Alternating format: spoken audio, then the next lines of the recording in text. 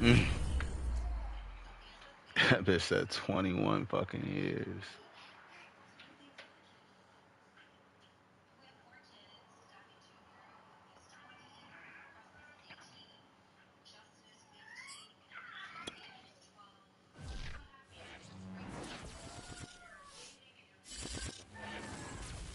Oh, see your shit fucking up too, Alright, I'm about to say. We're at the oldest continually operating stadium in the NFL as you get a look inside Lambeau Field in Green Bay, Wisconsin. We all know this community lives for its Packers, and the green and gold came out of the tunnel a short time ago, and it was loud. We are ready for football, so are they, as the Packers get set to match up with the Seattle Seahawks. And that one will bounce out of the back of the end zone, so we will start here at the 25.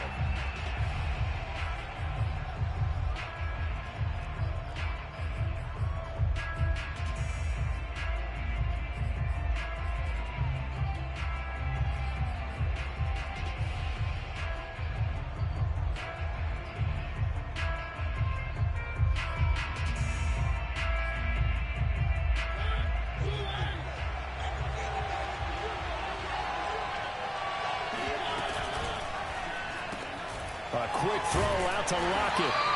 And not much to speak of. Call it a 1-yard gain up to the 26.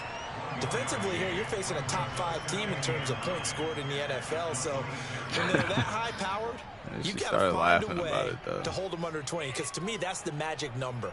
20 points scored gives yourself you give yourself your best chance to win. So if they're up around 24, 28, 30, they could be in some trouble. And I think so, because then you turn it into a shootout, and that means your offense has to keep pace. Oh my God!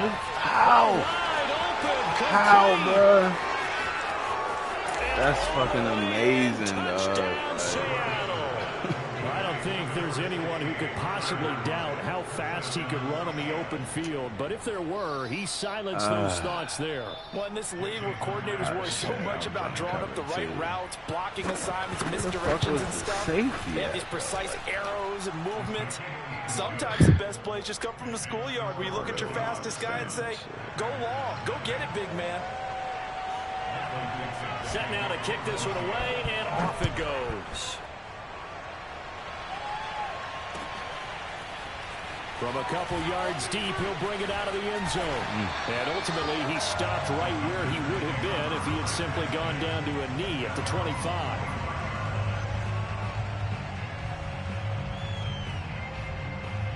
Rodgers will bring the pack up with a 1st and 10 at their own 25-yard line. Now the man from UTEP, this is Aaron Jones. And he'll work this forward for about 3 at 2nd down. Well, this defense very strong in that victory from a week ago. It was a little bit enlightening talking with the defense coordinator about their performance last week, because the feeling was that it was a good, solid performance. They did what they needed to do. And he can't find a receiver, and he's brought down. Melvin Ingram able to record his 5th sack of the season. I know some of the talk after last week's loss was the O-line struggles. They gave up 4 sacks. He got hit here and taken down again, so that's something to monitor. It is something to monitor, but they've got to help their offensive line out. Maybe a little bit different play calling, right? Draws, screens, get the ball out of the quarterback's hands quicker, maybe some quick game passes. All of that to try and help slow down the pass rush and make things easier on the offensive line. And he's got the 1st down yardage before being taken down at midfield. I know at the end of games, coaches always tell us that no one play won or lost a game. But this seems pretty important early, doesn't it? Their ability to pick up that 1st down on 3rd down, I thought that was key. Well, you're already in the hole after the touchdown on the other side. How will you respond? We talk about that a lot, and they responded pretty well there. You go 3 and out, I think you give up a lot of momentum. You get down 2 scores, could be an entirely different game. So they've got a nice drive going now. They're in good shape. What's interesting to me is they're also in that spot of the field where you would take a shot. Do you change that up just because you're down a touchdown? Rodgers now on 1st down. Oh, the ball comes out on the hit, but they'll say it's incomplete. They're bringing a lot of pressure here already in the first quarter. Already sacked him once. Now they get in there and knock another one away. You think maybe that Tucker rule being gone makes defenses a lot bolder? Yes, indeed. That time, lucky that the arm was going forward. Incomplete pass. Throwing again on 2nd and 10. Rodgers. And this throw incomplete. Well, the defender all over him that time, but it's going to lead to 3rd down. That's what you're going to need to do against those big receivers. You got to get in there and get physical with them. That time he got in close, got in tight, and knocked the ball away.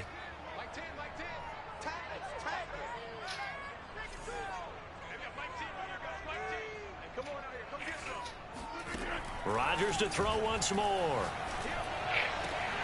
Got a man, that's Lazard. And that'll wind up moving the chains again as the tackle's going to be made at the Seahawks 17-yard line. And this has been a nice answer to the touchdown drive against them a few minutes ago because they've come out and reestablished the tempo. A nice throw there, and they're putting together a very strong drive as a response. And he will get this into the end zone. Touchdown, Green Bay. Aaron Jones with touchdown number 8 on the year. And the Packers are within an extra point of tying this thing up. Crosby connects on the extra point, and that will tie our score here in this opening quarter of play. Each team's had it. Each team has scored. 7-7 here as the kick's away. And that'll carry over the back line of the end zone for a touchback.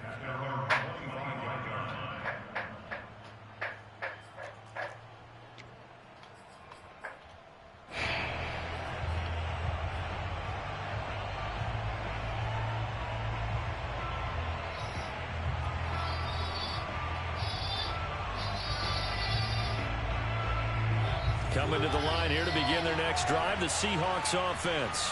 Just the one misstep for them in the first half of the season. 7-1 is the record at the midway point. And in terms of whatever power rankings you want to go by, they're at or near the top of the list in terms of best teams in the National Football League. And for me, in my little bit of rankings here, I've got them at the top. I know there's still 2 months to go, and we've seen teams get off to hot starts and then fade away due to injuries or the schedule or whatever.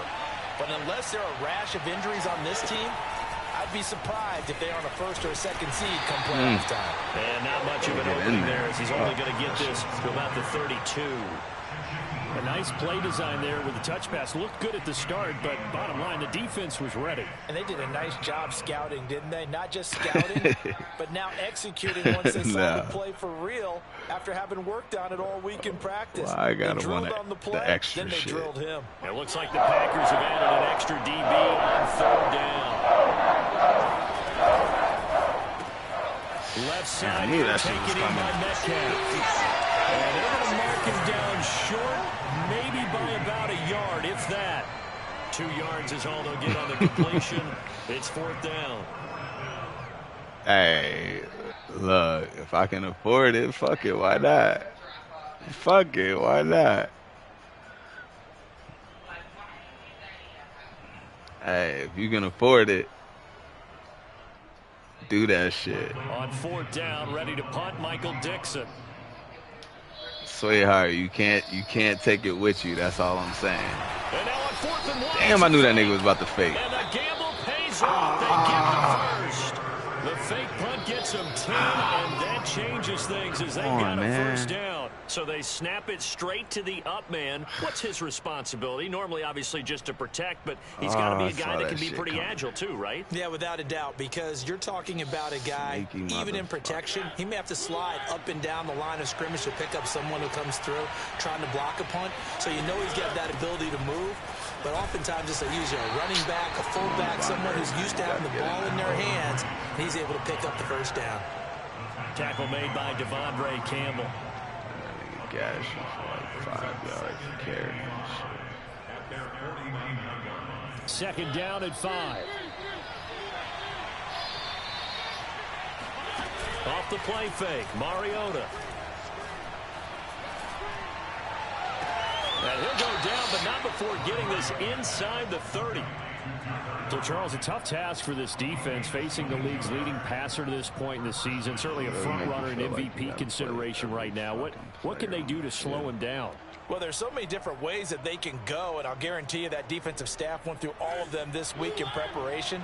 But bottom line, they want to avoid giving up the big play. They're going to play what they call top-down defense and make sure no one gets behind them. Nowhere to turn here. He's going to go down. Back at about the 37-yard line. Sean Gary. It'll go as a loss of about 8 as he gets in there to drop it. Seahawk football here to start quarter number 2 as they've got it facing a second and long situation. Don't hurt yourself, man. That's a 4-wide receiver. From the gun, here's Swift. Shit. And they'll be inside the 25 now at the 24. Well executed there on second down, so do you go back to the air on third? Well, that's a possibility, but now you've opened up things to where you showed that you would run the ball in long-distance situation. You might come back again because I doubt they believe you'll do it a second time.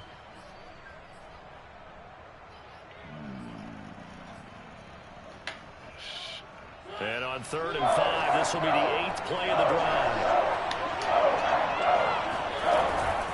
The option to give to Swift here. And this effort won't be enough as they rally up to stop him a couple of yards short.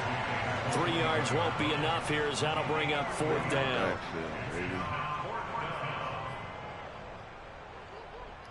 Now here's Jason Myers. He gets set for the Seahawk field goal. On the left hash mark, this a 38-yard attempt. And Myers able to knock it through. So he's been automatic to this point of the season, and he connects on the field goal there. And what a luxury it is to have a kicker you can depend upon, partner, because he hasn't missed all year long. Converts on that one as well. And kudos to you. You didn't jinx him.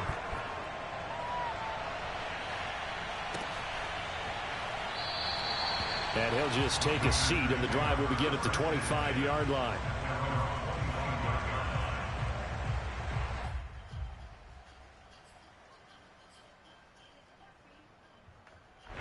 About set to get this drive started, the Green Bay offense at the line. And, Charles, you look at these two teams, and these are those kind of litmus test games in the second half of the season that if you're a coach or a player, you can either really look forward to them or really dread them, depending on your point of view. And if you're dreading them, you're not going to go very far in the playoffs. You need to look forward to these kind of games because here we've got two division leaders, both real contenders for the NFC title. And you're right. You love having easy games on your schedule. Oh, my goodness. But you need some games like this to toughen you up a bit and ensure that you're ready for the shock of playoff football. He got maybe a half yard at most, but officially they'll be left with a 3rd and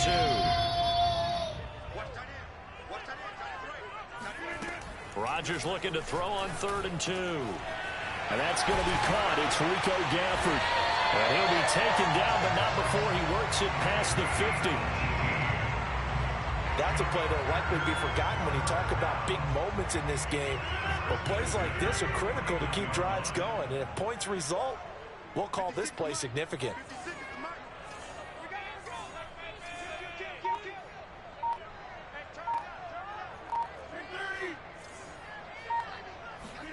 On play action, Rodgers. To the right side to Eric Ebron. And he'll go out of bounds after taking it a little further down inside the 40. When an offense reads blitz, doesn't matter where it's coming from, tight ends know that they become a big part of the passing game because they should be an easy outlet when all those extra bodies are trying to get to the quarterback. A hot route, so to speak. Now a first down carry by Jones. And he'll work this forward for about 3 at 2nd down. Yeah, I don't know if it's exactly a win-win, but if you're on offense, you'll take that kind of a run, all right? It was kind of stacked up, found a little bit of yardage, and frankly, they're pretty close to staying on schedule on offense. The playbook is still open for the coordinator.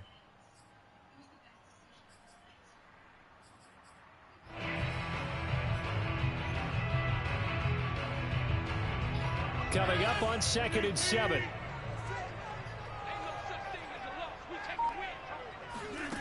Throwing now is Rodgers. And he will find his man on the end route, complete. tight end is certainly a position built to move the chains because they can control space underneath. If they've got good hands, then, of course, they're a dynamic target. But one other thing is they're right in the sight lines of a quarterback on just about every play, and that makes it easier for the quarterback to pick him out and deliver. The tackle there by Quandre Diggs. Not a whole lot there. The defense was ready, it looked, for that run-pass option. You get the sense that next time he has that opportunity, he may keep it himself and get to the perimeter. Probably owes his back a little bit of an apology on that one, huh? Yeah.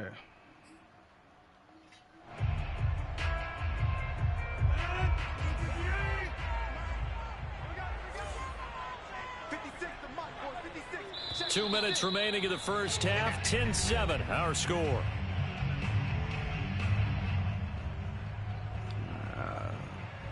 Can you come get her real quick?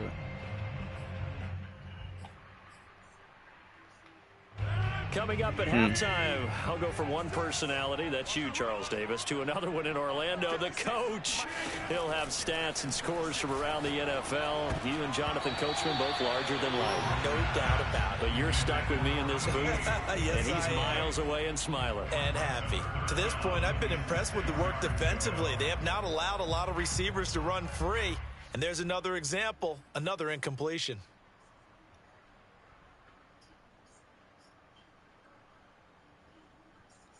So it's 3rd and 6, and this will be the 8th play of the drive. Here's Rodgers. Able to find Lazard. And he's going to have the Packers first down as they're able to get the 3rd down conversion. So not quite a 1st and goal. It's 1st and 10 from the 10. On the delay, Jones. And nowhere to run on the interior of that defensive line. He'll get back only to the line of scrimmage. No gain on the play there. 2nd down.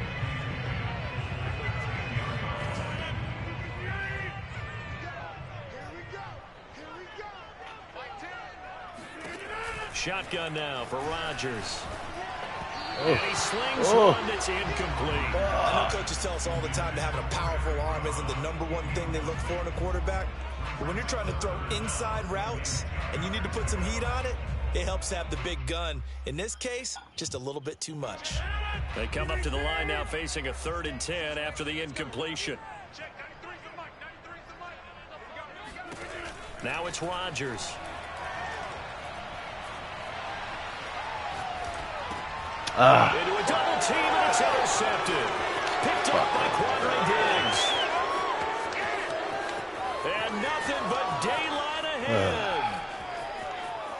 And he will take this one home. It's a touchdown. They were in a very good position to come up with a go-ahead score there. A really good drive. Instead, it turns into 6 points going the other way. Psychologically, I don't know what that's going to do to them. So as a coach, you're looking at that as at least a 10-point swing, right? Because they had the field goal in their back pocket. I know, it They wasn't certainly there. did, and you're right. At least a 10-point swing, maybe more. So they throw the pick six. They'll get another shot at it now as this one's in the air. And this will be a touchback as that sails over the end line.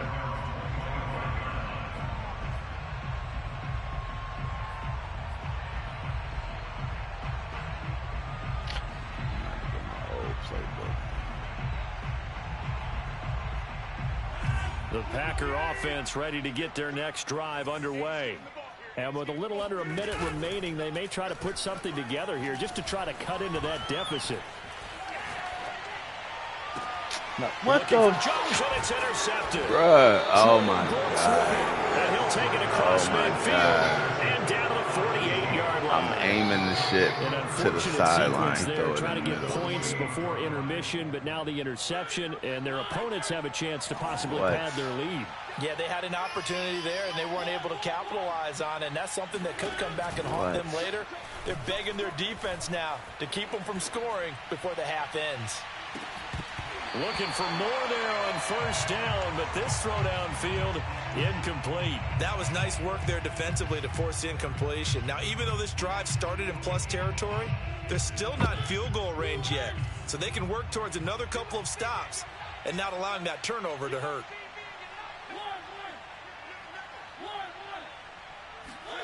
Play fake. Mariota. And he fires one that's intercepted.